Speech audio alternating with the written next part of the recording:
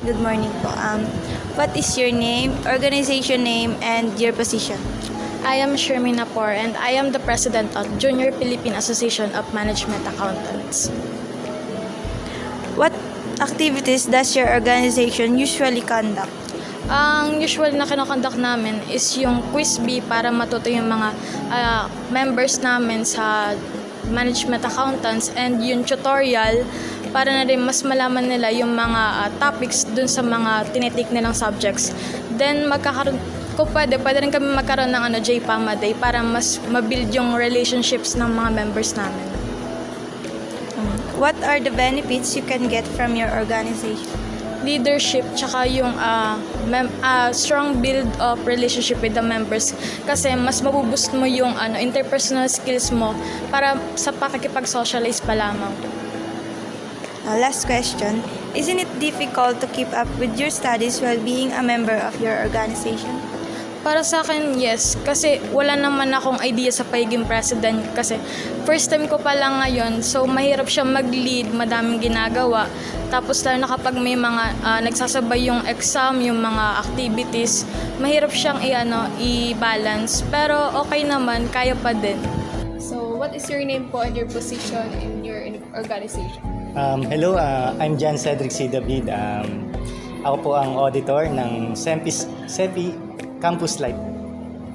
So, what is the name of your organization po? Ang pangalan po ng aming org ay Campus Life at CEPI. So, basically siya ay spiritual organization. So, more on Christianity. Yan. So, how did you come up with your organization name? Or what is the reason or inspiration behind your organization name? To be honest, hindi ko alam yung inspiration ng name, but actually matagal na yung Campus Life. I think hindi pa ako estudyante dito, may Campus Life na, and so far 2 years pa lang akong part ng aming organization. So, what activities does your organization usually conduct? Mostly every Friday nagkakaroon kami ng gathering. Nag-aaral ng Word of God, and marami din naman, nagsasalo-salo din kami after. So, what are the benefits you can get from your organization? Oh, wow, that's a good question. Siyempre, ang magiging benefits ng pagsali sa Campus Life, and siyempre more on spiritual knowledge, yung wisdom about the Word of God, and also family. Magkakaroon ka rin ng family, maraming bagong kaibigan, and yun. So, last question po. Okay. Isn't it difficult to keep up with your studies while being a member of your organization? Well, to be honest, medyo mabigat kasi actually hindi lang Campus Life yung handle ko ngayon. Actually may 4 din ako organization na handle. So, sometimes mahirap kasi nahati yung oras. But, awa ng Lord, kinakaya naman. So, thank you po. Thank you rin. Good morning po. I am po your interviewer for today. So, what is your name po and your position in your organization? So I am Angelica Culia Masares, the local chapter president of the organization named Junior Philippine Institute of Accountants, or also known as the CEPI-JP. So, how did you come up with your club name? Or what is the reason or inspiration behind your org? So yung name nung JP is talagang siya, coming from the national level. Meron kasi kaming organization na tinatawag na National Federation of Junior Philippine Institute of Accountants. So dun lang din namin inspire yung name na JP, pero kaya nilagyan namin ng to specifically identify na coming from Kalayan Educational Foundation Incorporated. So, what are the benefits you can get from your organization? Siguro yung benefits na nakukuha ko dito is syempre yung leadership skills, connections, and syempre mas na-explore ko yung sarili ko na dati hindi naman din ako ganun kagaling mag-lead, or hindi naman talaga ako leader dati. So mas na-explore ko, parang nagtithink beyond the box ako. Isn't it difficult to keep up with your studies while being a member of your organization? Syempre, oo. Mahirap siyang i-handle ng sabay. Kasi bilang president ng organization, kahit pa sabihin, oo, may officers ako na may kanya-kanya kaming roles and responsibility. As a president, dapat magiging accountable ka. Dapat lagi mong fina-follow up yung mga members mo, ganun. Siyempre, sa sobrang dami mong gawain, may time na nakakalimot ka. Pag may nagkamali sa sa mga members mo, sa mga officers mo, kailangan parang ikaw pa rin yung sasalo sa kanila. And besides that, may mga events kasi tayo na syempre may, yung preparation nasasabay nasasabay dun sa exam week, ganun, na dapat i-review mo na pero kailangan i-accomplish mo pa rin to. So, yun, mas mahirap siyang pagsabayin, pero nakaka-survive naman. So, what is your name po and your position in your organization?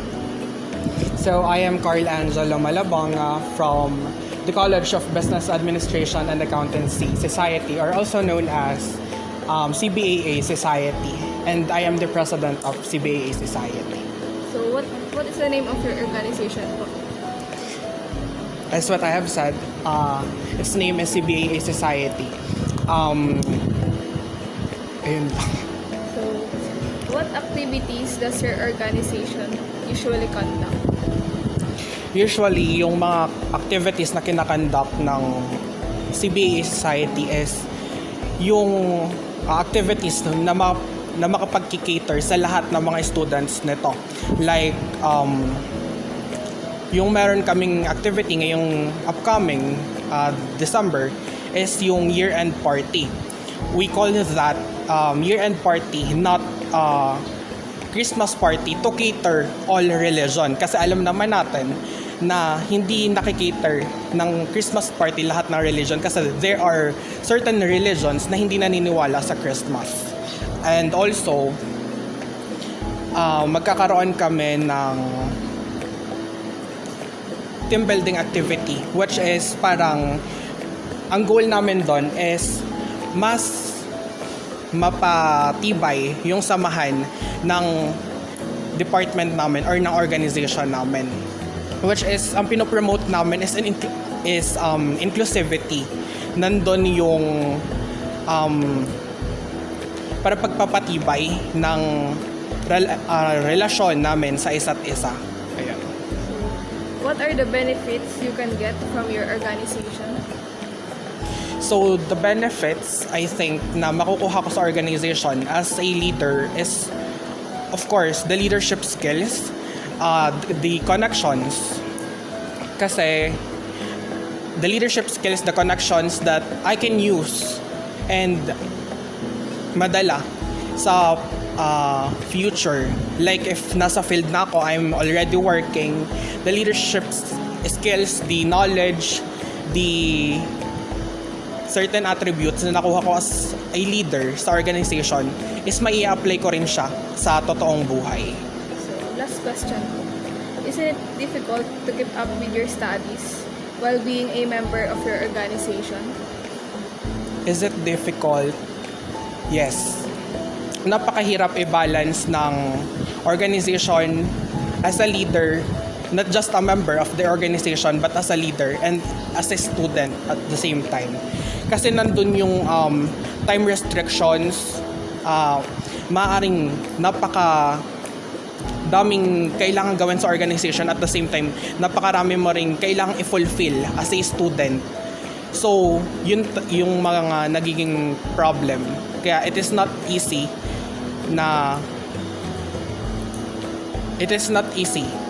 as leader at the same time student. But as you know, nasa pagpupursige mo din yan on how you are going to handle that. Ayan. I am John Lestergayer, fourth year student and a representative po ng City Society Student of Criminology.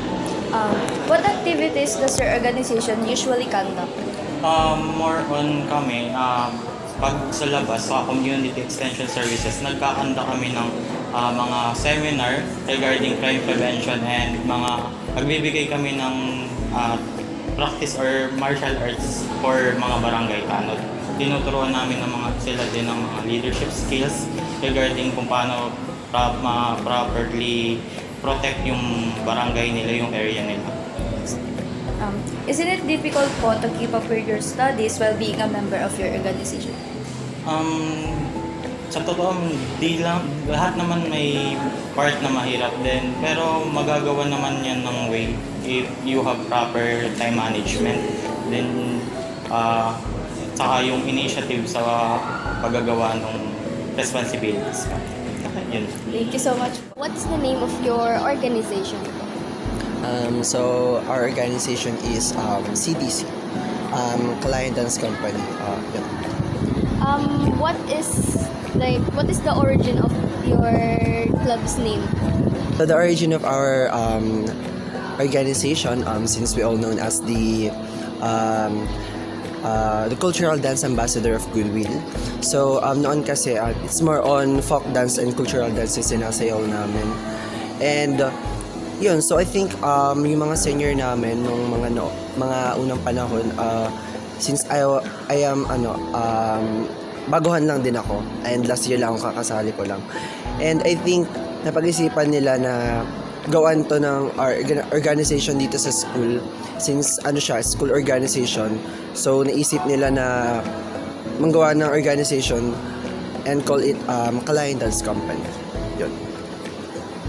Yun na rin po yung what activities po does your organization usually conduct? So yung organization namin usually pag may mga program dito sa school, we are invited to perform sa mga program, halimbawa ay sa school programs pag mayroong mga intrams or something like may mga visitors na parating. So we are invited to showcase our talent and also of course to para makilala din yung organization namin, since talaga nung pandemic ay parang nawala, naging inactive yung organization namin, and yun, since meron na ulit na face-to-face, parang binubuhay ulit namin. What is the most important value po ng inyo pong organization? What value? I think as a member, I think talagang yung dedication. Kasi I think talagang pag sinabi mong dedicated ka sa isang bagay, kahit napapagod ka, ay talagang hindi mo titigilin siyang gawin kasi passion mo yun eh. Halimbawa na lang I really love dancing. Tulad ko, I joined this organization for me to fulfill my dreams as a dancer, of course. And also to parang gawin din yung mga bagay na gusto. Yun. What are the biggest goal ng inyo pong organization? So yun, my organization is not just dancing. Siyempre, these days as a college students, I think it's very rampant as a student, lalo na sa college, na we're experiencing mental breakdown, anxiety or something na discomfort. I think it would help us to lessen the heavy feelings somehow by dancing. And I think it is a great way to para magkaroon ka ng libangan, para dun mo ma-express yung feelings mo and yung mga nararamdaman mo, parang may ibsan siya dahil ginagawa mo yung gusto mo. And also, our organization is helping everybody to develop skills and yung mga mindset ba as a dancer. Kasi pag dancer ka kasi, kailangan ka maging discipline when it comes to dancing. Kasi hindi lang siya basta sumasayaw. Siyempre, nandun din yung parang mga kaugalian ng bilang isang tao na dapat sinasabuhin natin ito sa araw-araw. How does your team or your members contribute po dun sa goal po na yan ng inyong organization? Okay. I think as a president of our organization, it's very nice to have a company like them para for me to fulfill my duties. I think siguro for me parang siguro kung wala sila ay hindi ko din parang gaano magagawa yung duties ko as a president, kasi sa pagiging baguhan din kasi doon din ako nagsimula, and I think sa ganong estado ay dapat lang na magtulungan ng isa't isa, lalo na sa mga Nabawa sa pagsasayaw, talagang meron tayong step-by-step baga, at process sa mga bagay-bagay. Yun.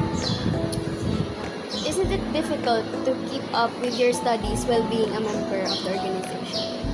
Well, to be honest, mahirap talaga. Kasi as a medtech student, medical field, talagang ang hirap pagsabay ng dalawang bagay na gusto mo. Pero yun nga, as I said earlier, it is your passion.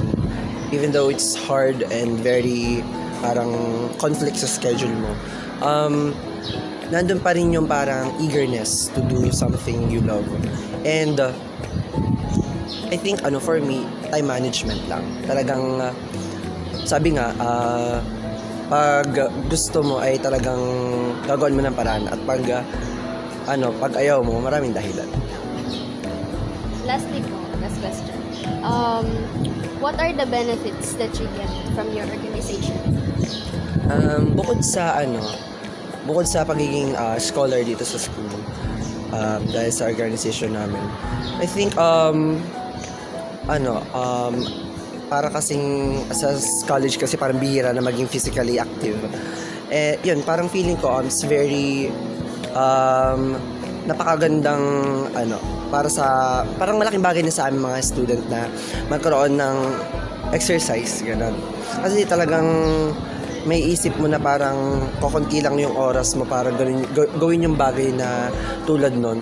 And yun, to make up or socialize with other people, to make friends, or para magkaroon ka ng mas malawak na parang pakikipagkaibigan sa ibang tao, lalo na sa organization. Syempre, nandun yung iba't ibang uri ng tao na makakasalumuha mo. And I think, bukod dun sa mga bagay na yon, ay nagkakaroon ka rin ng time for yourself and for other people. Thank you very much po. So we're conducting an interview po para sa aming assignment for SOC Act, and we would just like to know about your organization. Firstly, what is the name of your organization? The Kalayan Minstrels. So how did you come up with your org or club's name, and what is the reason or inspiration behind your org's name? The Kalayan Minstrels started during way back 2017 reorganization.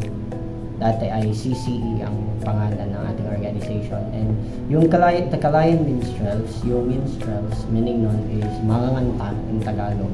And we are the singing ambassadors of goodwill of the Kalayan Educational Foundation Incorporated.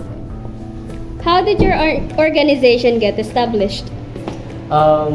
Yung organization kasi namin is from Enverga pa siya. From Enverga. Dumating dito yung first batch, sina Kuya Byron, Ate Mau. Pumunta sila dito from Enverga. And from there, nag-start yung CCE or Kalayan Choral and Song. And nagkaroon ng reorganization during 2017. And nung mga panahong yon, wala pang balak na ma-reorganize sana yung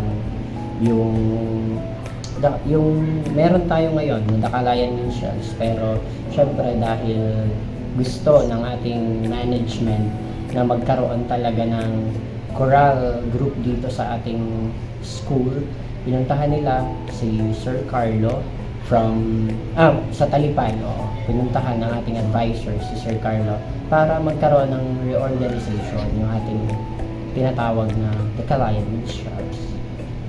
What activities does your organization usually conduct? Ayan. Usually, singing engagement dahil tayo ay the singing ambassadors of goodwill of SEFI. Ayan nga. Mostly ay singing engagement from different departments, from malls, and nagkakonduct rin tayo ng workshop. And last 20 date na yun? This October 28 and 29, nagkaroon tayo ng workshop with Sir Edmund Dia, anong tawag dito? UP Singing Ambassadors. Ayan. Okay. What are the most important organization values? Values, the most important I think is the discipline. Yan naman yung sinabi sa atin ni Sir Ed during our workshop. The discipline, pinaka-importante yan sa organization kasi without discipline, paano mo mapapasunod paano magkakaroon ng system na maganda yung organization. It's a system kasi kasi kung hindi mag-function ang bawat isa, kung walang discipline ang bawat isa, hindi siya magpa-function well. Ano naman or what is the biggest goal of your organization? The biggest goal of our organization is to compete, syempre. Mag-compete tayo sa iba't ibang choral competitions. Target din natin na sana for the next years, magkaroon tayo ng competition national level or pwede tayo international kung kaya natin. How does the team contribute to that goal of your organization? How does The team, the team, the members. the members, ayan. Siyempre, nagkakaroon tayo ng weekly rehearsals during Saturdays and nagkakaroon din ng sectionals ang bawat section. Alto, soprano, bass, tenor. Nagkakaroon yan every weekdays. May kanya-kanya silang designated na araw and time and place kung saan nila gustong mag-rehearsal. Isn't it difficult to keep up with your studies while being a member of your organization? At first, syempre, napakahirap during training process. Napakahirap talaga. Pero as time goes by, syempre, yung time management, napaka-important niyan pagdating sa organization, pag kasali ka sa extracurriculars. Napaka-important ng time management. Time management lang, and I think kayang-kaya naman talaga. Lastly, what are the benefits that you get from your organization? The benefits, of course, first of all, meron tayo diyang scholarship program, which is, ako, personally, 100% ang aking scholar. Miscellaneous lang yung binabayaran ko. And, ano pa ba? Family. The PCM, the Kalinayan Strums, it's a family. We are family here, and pagka may problema kami, hindi man may iwasan yun. Talagang pinag-uusapan. Yung bond ng bawat isa, yung kaibigan, hindi mo yun makukuha sa labas ng organization na yung kagaya dito na intact talaga. Thank you. Good afternoon po. I am a representative from Group 2 Badares, and this interview is for our assignment in citizen awareness or SOCA. Before we start, I would like to ask, what is the name of your organization? So the name of our organization is Artist Skill, RT, Radiologic Technology as for students and Skill. What is the, yun na nga ba yung name ng Artist Skill. How did your organization get established? So we don't really know how and when it was established, pero from the team saying na it was before 2011, so maybe from 2008 to 2011. We don't know the specific time when was it established, pero yung how, I think it's because for the RadTech students to have an organization just for them, para mayroon silang sarili. What activities po kaya usually kinokontak niyo po sa organization? So we have academic events and extracurriculars. So we both focus on academic and extracurriculars for the students to have fun while learning things. Like for example, a seminar for them to learn. Like for example, for this our upcoming event, we have a seminar for review techniques for the students to learn how to review properly, especially for the board exam for our comprehensive exam. What is important values po ng inyo pong organization? So we value the camaraderie between the students. Since, syempre, new students come in naman talaga to our department, especially the first year. Medyo nalalack out sila pagdating sa mga events. Kaya we try to make them mingle with the other years para naman, yung hindi siya awkward. Since di ba sa ibang year, sa ibang department medyo awkward, walang pansinas kasi sobrang dami nila. Kaya we try to implement camaraderie talaga. With every event, dapat halo-halo sila. How about yung goals po? Yung biggest goal po ng inyo? Right now, our biggest goal is to implement a new yearly community outreach na in collab with RT, PT, MT, and RN. Isn't it difficult po to keep up with your studies while being a member of the organization? Well, it is kasi nalalapag kami since, lalo na this past few weeks since nag-attend kami for RTV, hindi kami masyado nakapasok dito sa mga lessons. Kaya we try to catch up na lang after ng mga ginagawa namin since kailangan din naman niya. Lastly po, what are the benefits you can get from your work? Well, benefits is that I do made some connections with other departments, like the department leaders of the organizations. Nagkameron kami ng communication, so kapag may need kami, like collaboration with PT, madali na namin siya kausapin. O kaya may need kami tatanong, madali na siya. Thank you po. Thank you.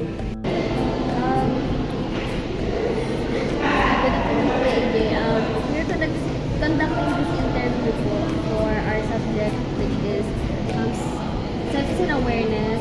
So, I am from Valores, and first question po, sa organization na po na SESC, how did the name of the organization like come up, or ano pong inspiration yung name, bakit mo ganun yung name ng Actually, I think that madaming naging names yun kung yung nagkakamali. Collegiate Student Council, College Student Council, then naging Supreme College Student Council. Siguro baka yung ang inspiration na lang siguro dyan, part for me is yung for clarifications. Kasi sa college department, may 6 na college student council. College Student Council Health Sciences, Medical Technology, CBM, Meditech, and Classen. Then, lahat yun, magkakapantay yung college student council na yun. Pinakamataas doon is Supreme. That's what, where is the word? Halos pareho lang yun eh. Pag-aalisin yung word ng Supreme, College Student Council. Dinagdagan lang ng Supreme College Student Council. Speaking for the sake of clarification and hierarchy. So, how did your organization get established? Medyo dun sa hard question kasi ngayon lang din ako naman naging president. What activities does your organization usually conduct? Ayun, of course, campus-wide activity and especially yung paunang scholarship program ng last school year na namin target gawin ng 5 beneficiary na SEPI Center. And yan, yung freshman orientation, then yung bagong developed ko na activity which is yung send-off rights. Yan. Then, capability building, we conduct a lot of capability building, workshops, seminars, leadership training seminar, and other mga recreational activities. Ano po most important value po ng inyo pong organization? Passion and compassion. Yung dalawang yan, hindi dapat mawala. Kung passionate ka sa ginagawa mo, pero walang compassion, anong sense? Yan, laging intertwined yun, sabi ko sa mga officers ko. Passion and compassion. Ano po ang biggest goal ng inyong organization? Actually, have our, which we call SCDGs, Student Council, Development Goals. Dito yun. And this is yung Student Council Development Goals, 2-year plan yun, pinagplanuhan namin.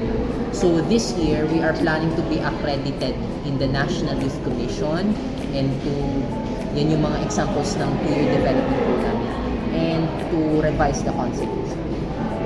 How does your team po contribute to achieve that goal po ng inyong organization? Of course, yung kinakatuwa ko sa committee ko at sa executive board ko is we have different talents. Ako usually kasi yung leadership and specialization. Policy, quality assurance, mechanism, documents, interpersonal and relational skills, yun. Then my other officers, they have their own gifts and talents, especially sa leadership. Siguro pinagbabangga-bangga namin lahat yun. Collaboration yan. Achieve that na meron. Isn't it difficult to keep up with your studies while being a member of or an officer of the organization? I like that question because it's really hard. No? Ikaw, paglabas mo ng klase, hindi ka na, para uminom muna or anything, you go to your duty agad. No? Ako naging SA ako, student kasi at the same time, academic student, tinanggal ko na SA, hindi ko na kaya. But, ganun lang. Pag mahirap, wala magagawa. Sinabi ko na sa sarili ko lagi na, ito yun eh, ito yung tinanggap ko, ito yung accept ko. Tulog ka, pahinga din, ganun. Sana yan. Last question po. What are the benefits that you get from your organization? Yan. One thing I like is pamumuliti ka. Pag nasa student council, kailangan marunong ka dapat mamumuliti ka. Number 2, yung suppliers. Connection, yan. Yan. Nakakuha ka ng favor, but not favor na parang alam natin parang unethical. But yung favor na tama. Diskarte ang tao sa mga yan. And then, connection. Ano pa ba? Access to a wider range of contact. Yan. Yan ang mga benefits pag nasa student council ka. And of course, yung decision making. You get to have a seat in the decision making chamber ng SEA. Thank you po.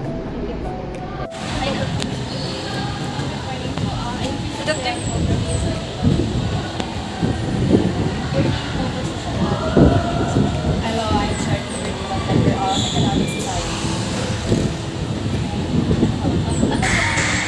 Value or purpose ng organization. So, yung purpose ng value ng aming organization is to help our community. Like, nagagawa kami ng service niya, tapos we sell them ng products na galing sa farmers ng community. What activities po na organization? And community service, tree planting, coastal cleaning, selling of organic foods and drinks like calamansi.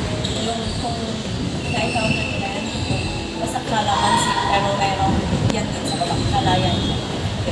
Last question. Isn't it difficult to hindi naman siguro kasi syempre you can see student natin din ako dito sa school. So, ayun, sa pagiging member tsaka sa pagiging student ay kaya na nakapagsabat. So, good day po. I am your interviewer for today.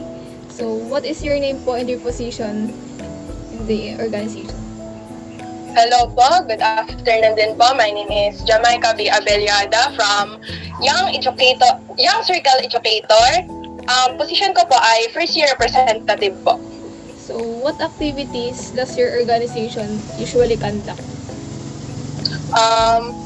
Last month po, ang nakandak po namin na activities ay yung Teachers Day po, which means po ay kami po ay namigay ng gift sa mga professor po na teachers, then ng mga cake, tapos po meron din pong ballpen, tapos meron din po kami na last week na meron pong kasama na 4 na department na yun po ay psychology, economics, at educations po. So, what are the benefits you can get from your organization? Super dami pong naging benefits po ng organization po sa akin kasi first timer nga po ako na parang napasabak po ba ako agad. Then, nagkaroon po ako doon ng time management. Natuto po ako na kung kaya pong gawin, ay gawin na po agad. Kasi po pag natambakan ay super hirap. Tapos, kaya ko na rin pong makipagsabayan po sa mga ibang tao na approach ko na rin po sila na para pong super happy po pala pag may nakakasama pong ibang tao na ka-officer mo din po. Tapos napapaano po nila na kaya mo yan, ganun po. So, ito po last question. Isn't it difficult to keep up with your studies while being a member of your organization? For me po, yan po ay parang super dami po rin nagtatanong na nahihirapan ka ba sa pagiging officer paano ko daw po napapagsabay. For me po ay mahirap po pag tinambak niyo po talaga yung task. Pero for me po ay okay lang naman po, kaya ko pong pagsabayin, lalo na po nung natuto po ako ng time management. Nakaka-stress man po, pero super happy ko po kasi parang yung mga challenge po ay na-overcome ko naman po. Tapos, para pong mas nakaka-help pa sa akin kung paano po maging organized po sa mga gagawin. Yun po. Sige po. So that's all po. Thank you. Thank you po.